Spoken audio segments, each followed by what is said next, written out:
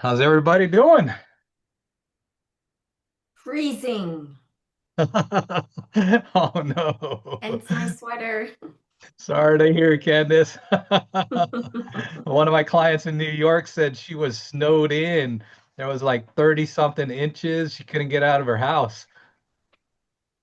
Yeah. Yeah, looks Crazy. looks crazy up there. Are you in New Yeah. York, Candace? No, Calgary, Alberta. Oh, even colder, huh? Yeah. All right, a few more people are coming in. Give me like a couple more maybe minutes. You guys could chit chat a little bit as I let them in. All right. And today we're going to change it up a little bit. We're not going to go through gratitudes or win because we have this amazing special guest, Levi, and I want him to cover as much time as possible. As you guys know, we've been talking about YouTube a lot, and Levi was in the same room as I was, and I very, very much admire what he's doing on YouTube. He's becoming more and more of that major player in the game. Okay, why don't we just go ahead and get started? Ladies and gentlemen, this is Levi. Again, very, very impressed with what he does on YouTube. He is also an active realtor in the Dallas area. So, guys, I'm going to let him kind of take control of the room today, and it's going to be his show, and he's going to share as much as he can in 45 minutes. But if you stick around to the very, very end, we might have a special treat. All right, so make sure you stick around to the very end. We're going to have a couple more announcements. But, ladies and gentlemen, Mr. Levi, welcome. Thanks, Joe. Thanks for having me. Good to see everyone today. How's everyone doing? Good, good. Good. Levi, thank you. Yeah, my first time to your call here, Joe. So, what's the typical format? And are you just wanting me to just talk, or is this more of Yeah, a, yeah. a If you have a PowerPoint, if you want to talk, I mean, I told him today's focus. We have a special guest talking about YouTube. You could kind of share how you're using that to being a realtor. And then we're we've got special plans for next week, so I think we could talk about that as well. But normally, this is my mastermind. It's anything, everything goes. We kind of go with the flow. But I want to use your time wisely. And if they had questions about YouTube, being a realtor, how you're using it as a lead magnet to close a lot of sales, we've got some powerhouses here. Candace and Steve, they do about a couple hundred transactions a year. They're in the Calgary area. Nicasio, I see. He's in Vancouver. Evelyn there. She's in LA. She's a heavy hitter in commercial space. Rebecca. We got Mike. We got some heavy hitter here, and we got Elaine in New York. They do almost 300 transactions a year, so we've got some heavy hitters here. oh wow. Anybody currently working on YouTube? I think everybody here. Yeah, I could tell Mike probably because of that background. When somebody's got a background ready to go, they look like they're YouTube ready. There you go. So yeah, the floor is yours, my friend. If you want to just kind of go through it, and they'll have ask questions, or you could go through a slide deck, whatever you want, man. It's yours. Okay, well, I think we're kind of thought we're kind of saving the slide deck for the next Sure. call, but yeah, I mean, and I want to open it up for questions and answers, but I'll just give you a little bit of the backstory. And I started in 2020, and I built a financial services company for about 5 years. I've been in sales. I mean, I've been in sales for the longest time, but always worked for somebody else and always did well. I was always the best salesperson at the company I was with because I was the best prospector. I mean, I was just willing to make more phone calls. I've done the door knocking. I've done the campaigns. I've talked to people in person, worked in stores. Essentially, I started my sales career at Bally Total Fitness, if anybody's old enough to remember those. And that, by the way, it was not a gym, that was a sales organization. So they were hardcore sales. But, my shift was from 10 to 10. Those were the hours, which, at that time, whenever I was like 21 years old, I didn't really care. But I thought, yeah, 10 to 10. And we were expected to be on the phones until we got 5 appointments the next day. And that was 5 people to get into the gym to tour them around, of course, to sell them memberships. So I literally would make calls probably 8 hours a day. I couldn't call after 8 p.m.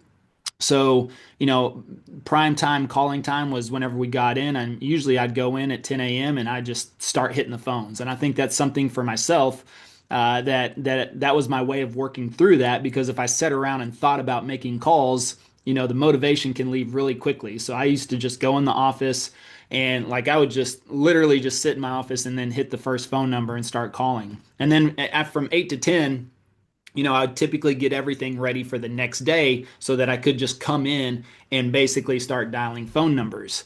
And this was on an actual phone, of course, at that time, and we had paper logs. I remember the notebook and everything. And so, and then if you got five people into the gym the next day, of course, that took away time from your phone calls. So it was always a catch 22 back and forth where prospecting was interrupted by gym tours. And of course, you're trying to sell memberships. And it's like as soon as I would sell a membership, I'd have to jump right back on the phones because then I would feel like I was behind. And it's a constant grind, right? I mean, it's just a constant hustle every single day. I felt like I started over. But at that time, I didn't know any better, so I just loved it, and I just knew as long as I was punching the phone, I was working towards making that goal. And I went to number one in that gym, in that region, in that area, just because I never stopped dialing the phone.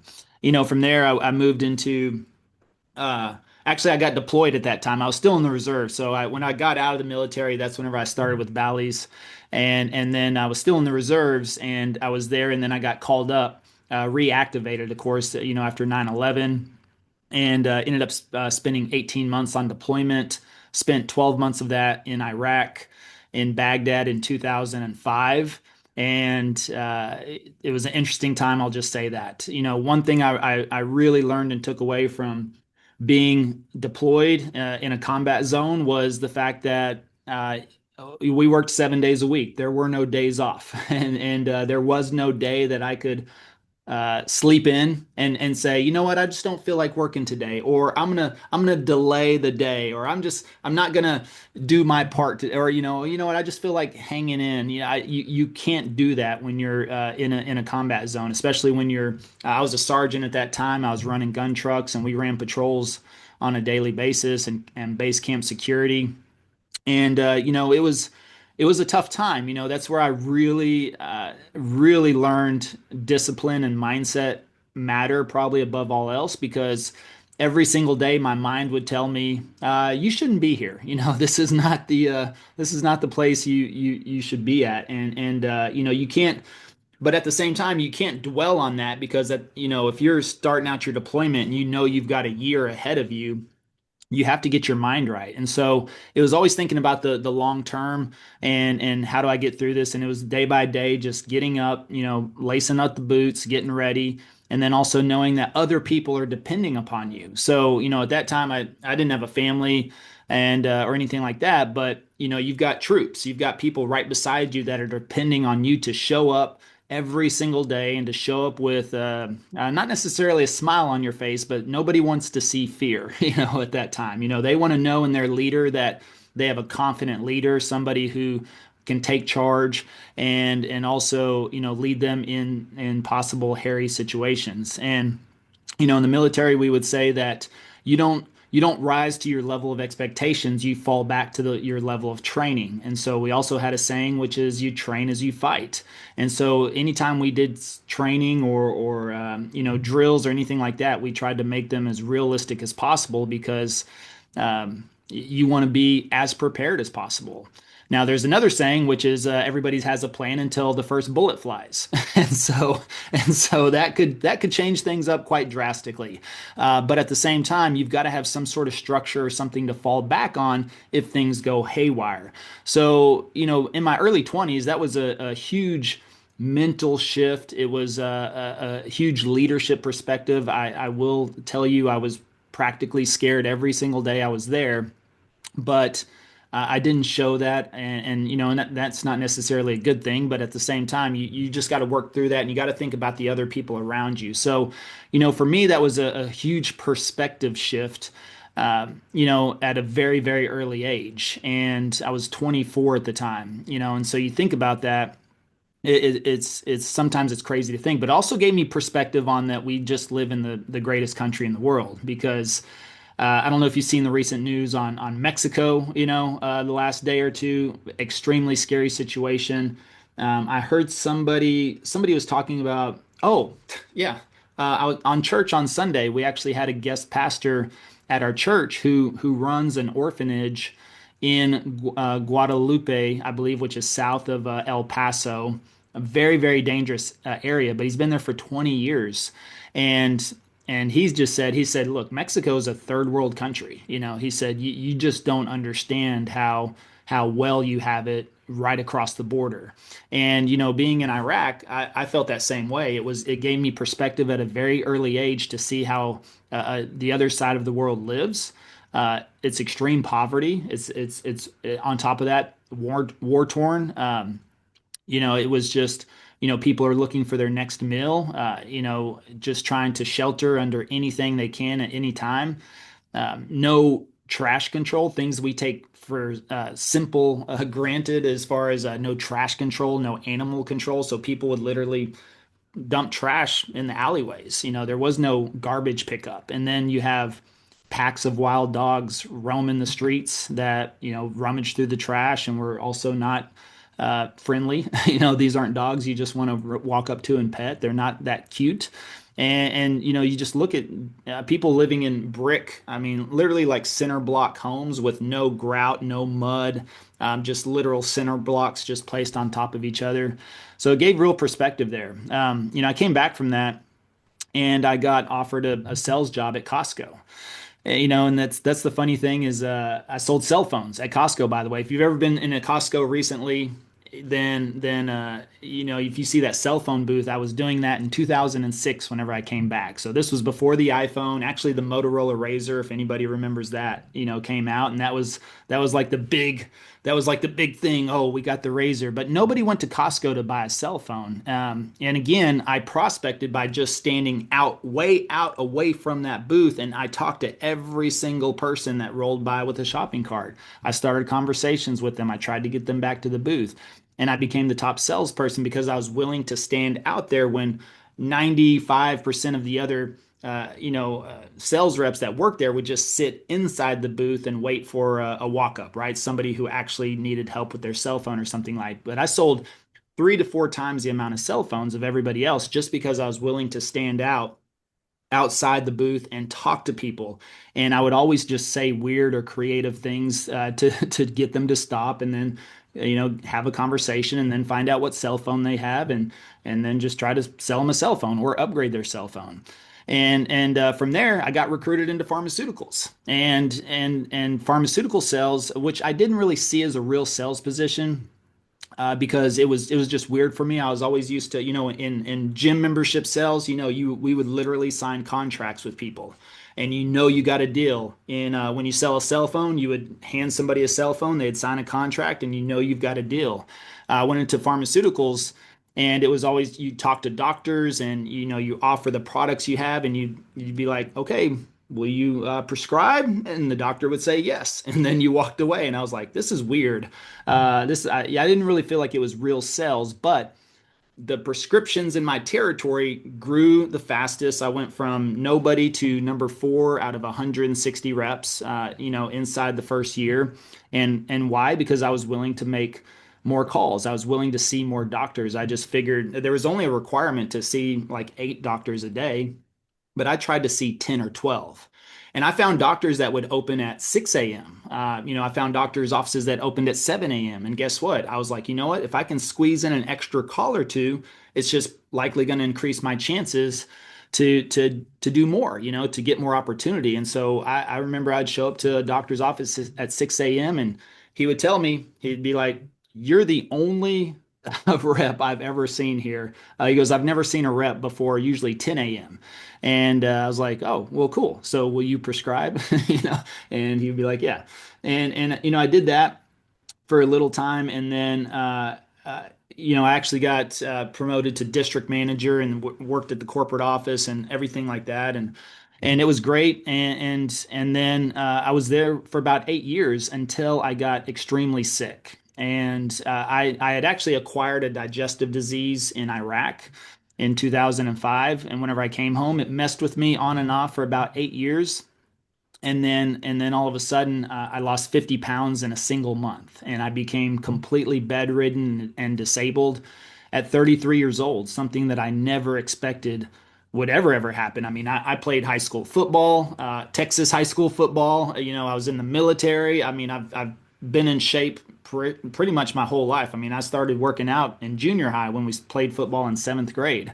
So I've always been in the gym. I've always just been in great shape. And I came home with this digestive disease, and I kind of poo-pooed it. I was kind of like, all right, it bugged me sometimes, didn't bug me sometimes, bugged me. It just went back and forth for 8 years, and then all of a sudden, boom, losing 50 pounds in a single month is not a great weight loss plan. I'll tell you that. And I was literally skin and bones and on my deathbed for about 3 months. It was horrific. Probably one of the worst, no, actually the worst time in my life ever. It was way worse than Iraq. I mean, I was like, send me back to Iraq. I'd rather be in Iraq than having this digestive disease because it was just terrible. And I went to all these GI doctors. They all told me the same thing. It got to the point to where they were actually going to remove my colon. They said that's how they were going to cure me. And it was by God's grace, I found a natural doctor, which I had never even considered. I'd never even heard of natural medicine or alternative medicine or anything like that. And this guy was like, "Well, look, all we got to do is change your diet and put you on some vitamins." I was like, "What? That's it?" And we did that, and within about 3 weeks, I started to get better, and then it ended up taking me a full year to recover, but I was able to recover 100% naturally with no medication, no surgery. Still have all of my organs today, thank God. Yeah, and I'm 46 now. That was 13 years ago, and I've never had a single sign or symptom of an autoimmune disease that doctors told me I would have for the rest of my life. They told me I'd be on medication for the rest of my life, and I haven't even taken an Advil in the last 13 years because I don't really get sick even. Because of I maintain a healthy diet and lifestyle. I understand food a lot better and those types of things. But I lost my job. That was the thing for that pharmaceutical company that I was with for 8 years. Guess what? After 90, I had to go on medical leave for 90 days. And after 90 days, they're like, well, hey, that's the end of our term, uh, you got to come back to work. And I was like, well, I'm not physically able to yet. And they said, okay, well, we've got to let you go. And that's whenever I realized I'm like, man, I probably won't have a job ever again, or I'll never be able to keep a job. I didn't know I was going to be cured from that eventually. I thought, man, this might be an issue for the rest of my life. So I had to do something because I was burning through money, and I started a financial services company with another guy, and we started working. I got licensed in during my recovery and everything like that, and so I was able to start working with teachers on retirement planning. And so I'd actually go to schools and meet with teachers and talk to them about their pension and their retirement and help them set up additional retirement accounts. And it was through payroll deduction, very lucrative. And I crushed that because I marketed to more teachers than anybody else. And so I would get in front of more teachers. And so my whole sales career, I was just always the best salesperson because I was just willing to talk to more people. I was willing to out prospect everybody else and have more conversations. And that worked well for 5 years. I had a teacher schedule, but 5 times the teacher's income. And it was great because I literally worked 8 months of the year. I had summers off. I had 2 weeks off for Thanksgiving or Christmas and a week off for Thanksgiving, every 4-day weekend you could imagine. And I started traveling. I was like, man, I also realized at that point, I was like, man, I've never really been anywhere in the world except except Iraq. I need to travel because life is too short. Don't wait for retirement to go do some things you want to go do. And when I nearly lost my life a couple of times in Iraq. We had got into some situations, but yeah, but getting sick, that changed everything for me again. It made me realize that health is wealth. And regardless of how much money you have, you better take care of your health first and foremost. You have to focus on your health and your well-being I believe before anything else. And you've got to make that priority. You can't use your family as an excuse. You can't use work as an excuse. You can't use anything as an excuse because if you get sick, you got to think about this. A lot of you on this call are probably the primary income earner for your family. And what that means is that you are the insurance policy, for your family. And if you get taken out of the picture, what does that look like? What does that leave your family? And you never know. Like I said, I never expected that to happen to me at 33 years old. So I just realized the power of leverage, but at the same time, I was like, man, I've never been anywhere. I've always, thought, oh, I kind of had that mindset, kind of like my parents. Like, I'll wait till I retire, and that's whenever I'll go travel the world. And I was like, nope, life's too short for that. You got to make time for that. You got to have some time to take away and spend some time with your family and go see the world, see other cultures. I'm not saying go to Iraq, but even when you travel to Europe or South America or Central America, it gives you very good perspective on what we have at home, and it's always a good feeling to come back home. And this worked really well, this company, for 5 years until 2020 happened. And then school shut down and travel shut down. So, the only two things that I was focused on were completely taken away from me. And I was 41 years old at that time. So now I'm like, well, what do I do now? I'm 41, and how do I start over? And then I was thinking, man, I don't want to start over. Like this really sucks because I was really loving life. I mean, it was great, and I went to 25 countries inside of 3 years.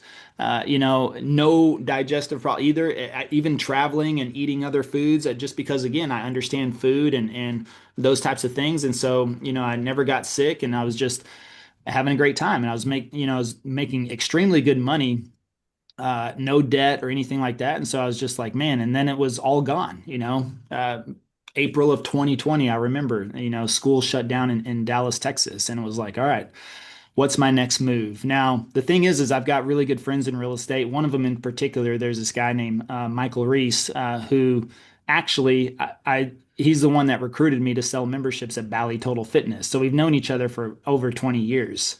And he actually got into real estate in 2002, and he's been trying to get me in real estate ever since then. So he's been trying to recruit me for like 20 years.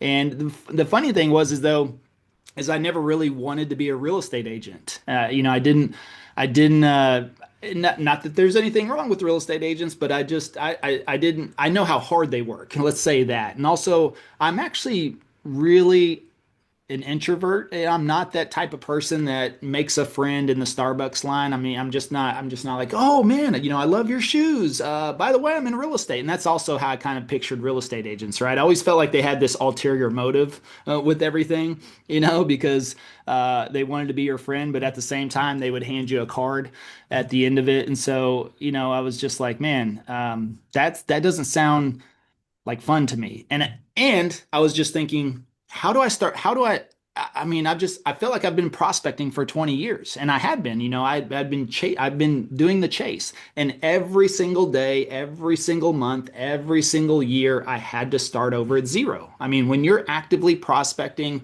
and your income is dependent upon your actions as a prospector, I mean, you take a day off, and what happens? You feel guilty because you're not prospecting. You go out on the weekend with the family, and you get accused of not being present, right? Because you're like, oh, I've got to take this call, or you take a vacation, and you feel like you're a week behind. You don't feel like you really relax on vacation because, man, I didn't make calls for a week, and now I don't have anything in the pipeline. So it is always this constant hustle. And that's something that I didn't want to get into whenever I finally decided to get into real estate. And again, I thought, okay, over 2020, I definitely wasn't going to door knock in 2020. There was no community events. There was no networking events. You're definitely not making a friend in Starbucks because, the 6 foot rule was still kind of in place a little bit. And so, I was like, okay, well, if I'm going to move into real estate, can I attract business? This word attraction was like really stuck in my head. I thought, can I attract business? Because I just chased it my whole life, and I was kind of burnt out on it really. And I thought, man, so I've got to do something different. The other piece is that I wasn't a social media guy. I was actually anti-social media. And so if you're anybody is at that age range like me at that time, 40 or above, guess what? We didn't grow up with social media. It didn't exist. Actually, I didn't even have a cell phone in high school. Cell phones didn't even really exist. We had pagers, and we thought a pager was the cool thing. And thank God, I don't know. I mean, I'm glad I went through that phase of my life without cell phones and social media and everything else. But, doing one-to-one sales, belly-to-belly sales, in-person sales for 20 years, I was anti-social media because I also, when social media came around, I was like, well, that's kind of silly. That's stupid. That's all fake online relationships. I like people. I like being in front of people. But again, in 2020, I mean, everything moved online, I mean, and so it was like, okay, well, if I want to attract business and if I want to start in real estate at this time frame, I didn't see another way to do it really. I mean, I guess I could have cold called, but I was refusing to do that. I was like, I'm not going to cold call. I'm just not going to do that. So I thought, if I can attract business, is there a way to do it through social media? So I start doing some research, and then I find a lot of 20 and 30-year-olds, making pretty good money off of social media. So I was like, okay, maybe I need to take this thing seriously. But which platform? That's the other piece of this is I think a lot of people think they've got to be on all platforms at once, or people get into real estate and somebody tells them, okay, make sure you open up every social media account. You need to be everywhere. And I think that's a big mistake. And so I did realize that I didn't want to do that, mainly because I thought social media was a little intimidating, and I didn't want to try to put 20% effort across 5 different platforms. So I knew if I opened up 5 accounts, or Instagram and Facebook and TikTok and LinkedIn and YouTube, I mean that's not the power of focus, that's not the power of one.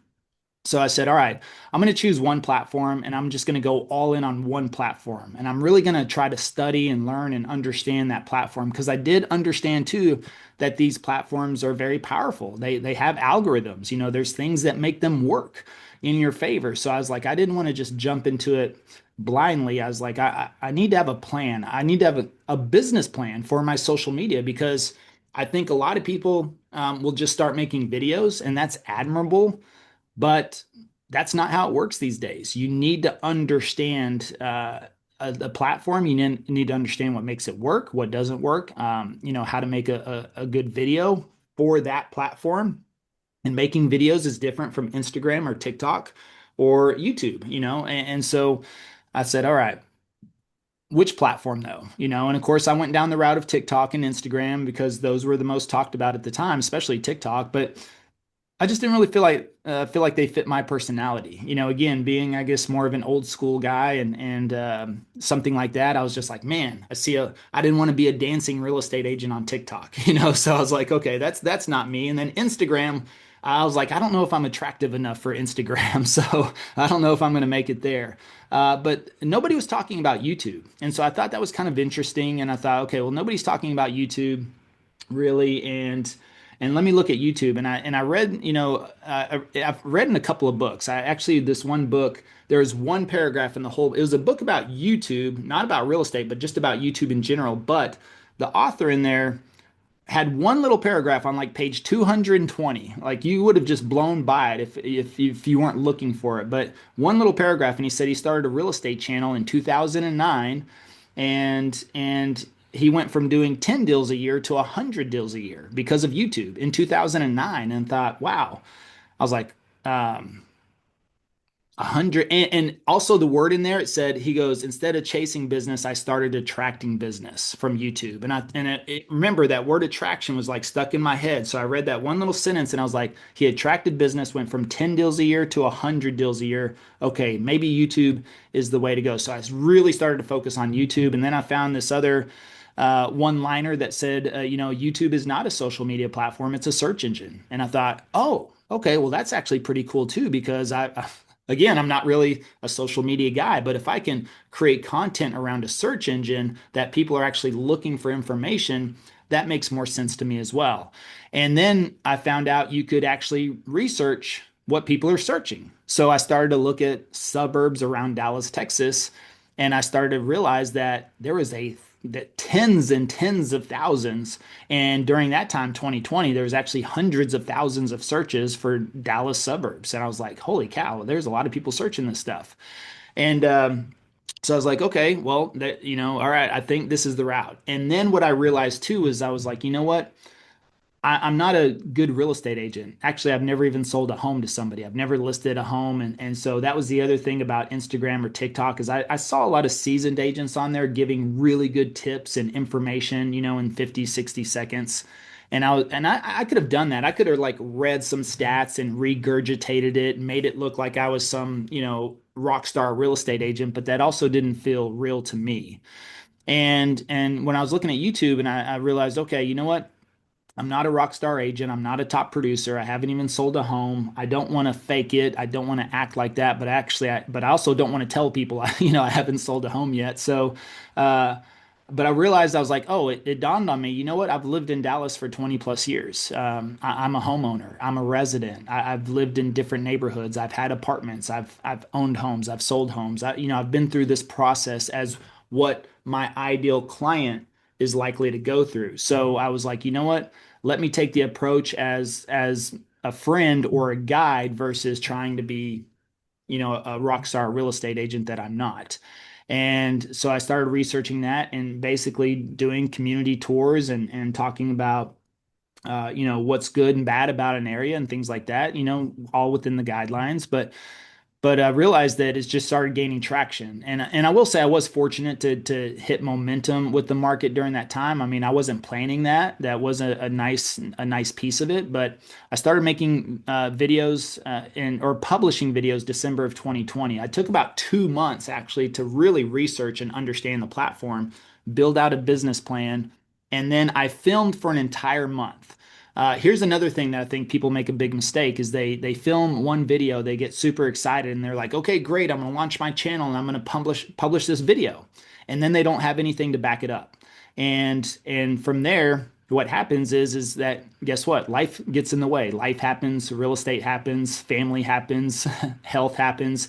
And then if you delay publishing a second or third video, whenever you launch a channel, it's going to kill your channel quicker than anything.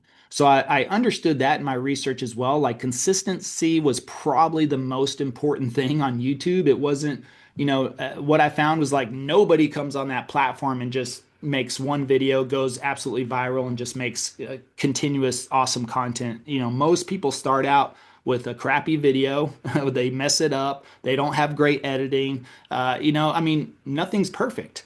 But they stayed consistent. And eventually, and everybody's got different timelines, eventually the people that stuck with it, became successful at some point in their career, no matter what industry they were in. So I realized, okay, consistency is probably the most important key for success, and so I filmed for an entire month. And whenever I say I filmed for an entire month, uh, that means if you're going to do 2 videos a week, I filmed 8 videos before I ever hit publish. And so what that did for me was whenever I filmed the whole month of November, when I went to publish my first video December 5th of 2020, I already had the entire month of December scheduled out on YouTube. And so what did that do for me? Well, it first of all, it relieved a lot of pressure.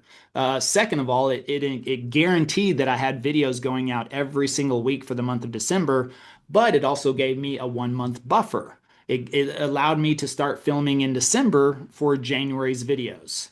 And so what I try to do is just always stay ahead of my content. So if I got videos scheduled out for 3 to 4 weeks, I just need to stay consistent filming 1 to 2 videos a week. And I would take that video and it would literally get scheduled, 3 to 4 weeks out. And so that way I always had videos 3 to 4 weeks out. And on top of that, that allowed for life to happen. And so if life did happen or health happened or snowstorms or anything like that, that just hunker you down for whatever reason, weather. I mean, all these types of things can throw a wrench in our schedule. But because I was prepared for that, if I somehow missed a week Or maybe I went on vacation and I didn't want to, everything was there. So then instead of 4 weeks ahead, I was 3 weeks ahead. And so I was like, okay, maybe I need to double up.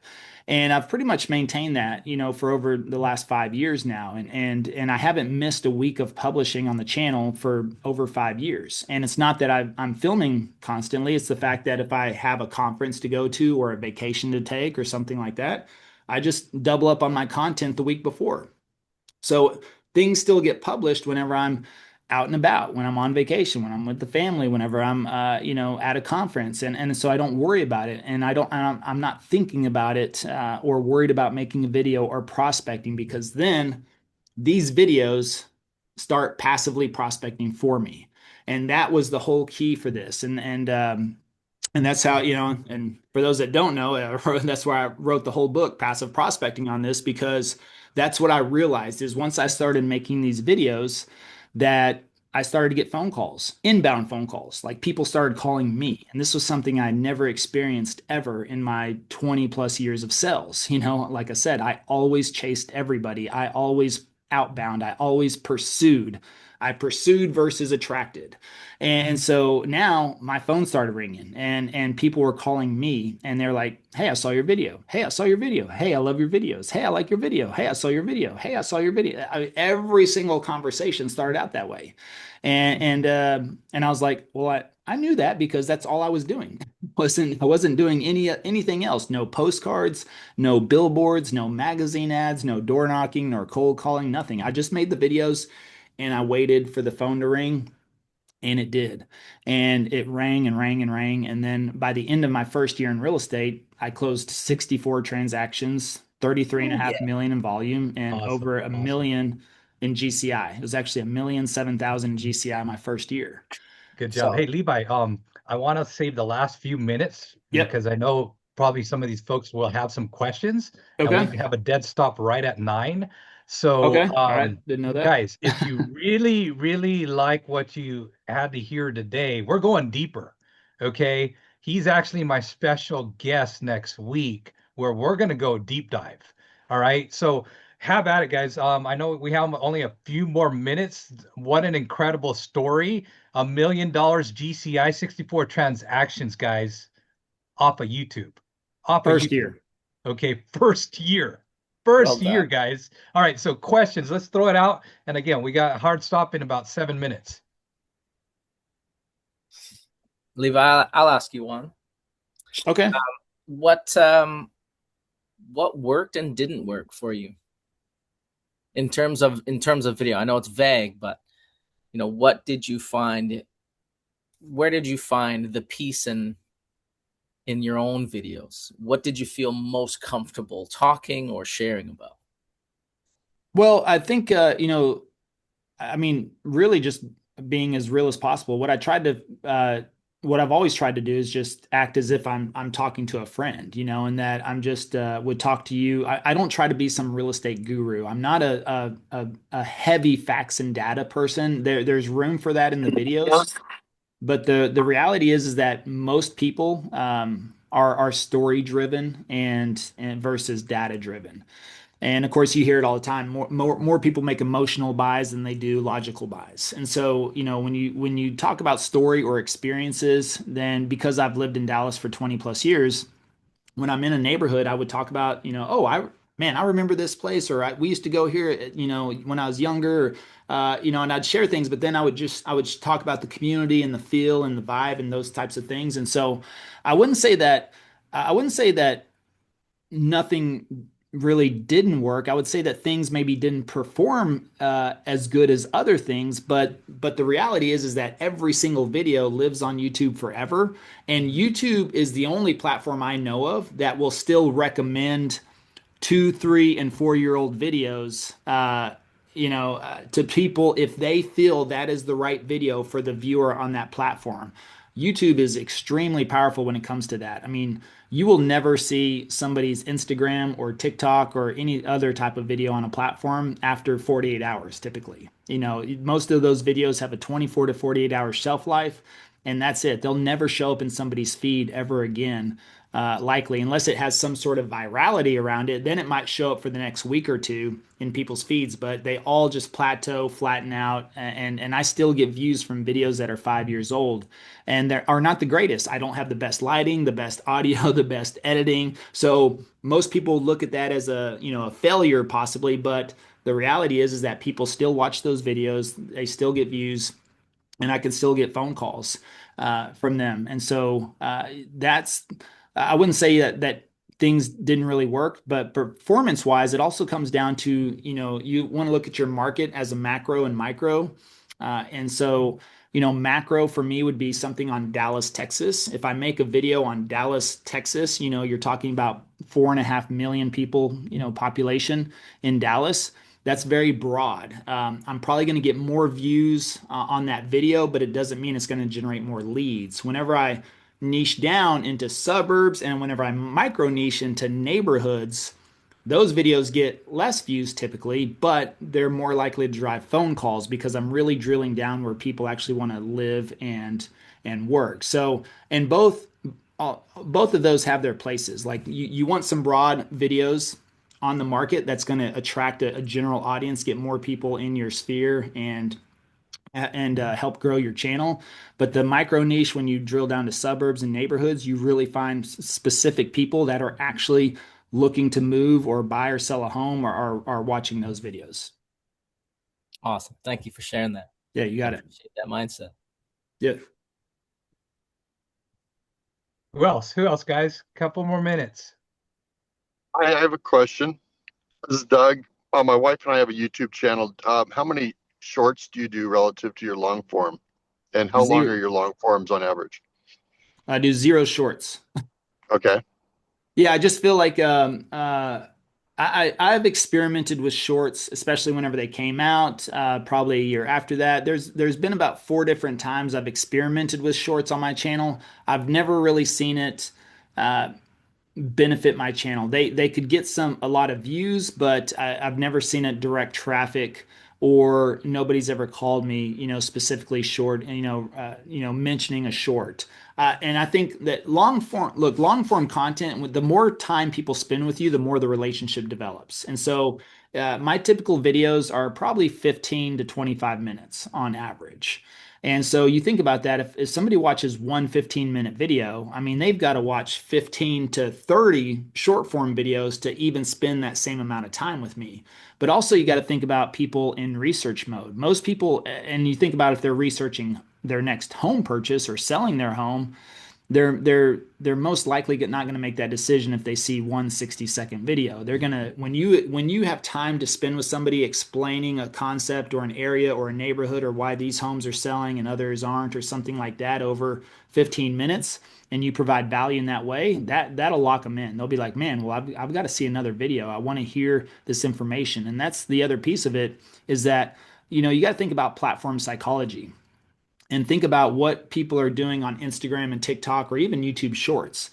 Do you think people, when they're like researching something, their next move, are they like, hey, honey, it's time to buy a house. Let's go on Instagram and see if we can find a really good looking real estate agent? Or do they say, hey, honey, it's time to buy a house. Let's go on TikTok and see if we can find the best dancing real estate agent? Or do they say, hey, honey, it's time to buy a house. Let's do a deep dive. Let's start researching neighborhoods and areas and places that we want to do. And this last year, 2025, almost 68% of my views came from TV. Now think about that. TV, that means people are sitting on their couch or laying in bed watching our video. They're dug in. They're like pulling up a chair, getting the popcorn, and they're like, I want to, they don't want to watch 60-second videos on their next move, where they're going to live for the next 3 to 5 to 7 years. So think about that. 67% of our views came from TV. That and then 85% total, also if you factor in computer and tablet, and computers and tablets are also what I would call research devices. So that's where people are making decisions. That's where you're going to get phone calls for. So I'd rather focus on that. If you want to do shorts or short content, I would leave that for Instagram and TikTok. No, it's huge, Levi.